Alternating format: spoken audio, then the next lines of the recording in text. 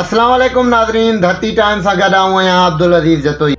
मेमनगोड में बदमनी जो राकास हिक ई रात में 3 वारदातूं। खीर जे वापारी खां लखें रुपया फुर जरे त सलमान मेमुण जे खां टणी नामालूम चोर दुकान में पियल कीमती सामान खणी फरार। शबीर मेमुण जी अटे जी मिल तां मजीद मला जी मोटरसाइकिल सवार हथियारबंदनि जी फुर कीमती मोबाइल फ़ोन हज़ारे रोक रुपया फुर करे फरार थी विया। पुलिस निंड सुतल। मेमनगोट में बदमनी जी लहर बरक़रार। खीर जे वापारी खां लखें रुपया फुर। वापारी खे पिस्टल जा बस फायर हणी ज़ख़्मी करे छॾियो।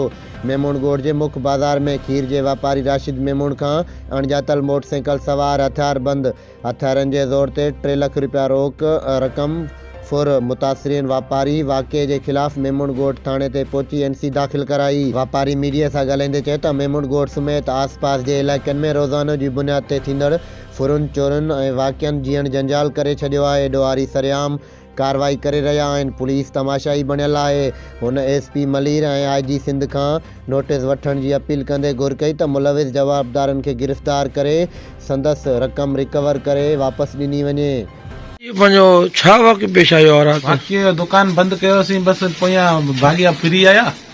पैसा हुआ, कुझु मोबाइल हुई, NIC हुई, कुझु मोटरसाइकिल जा कागज़ात हुआ।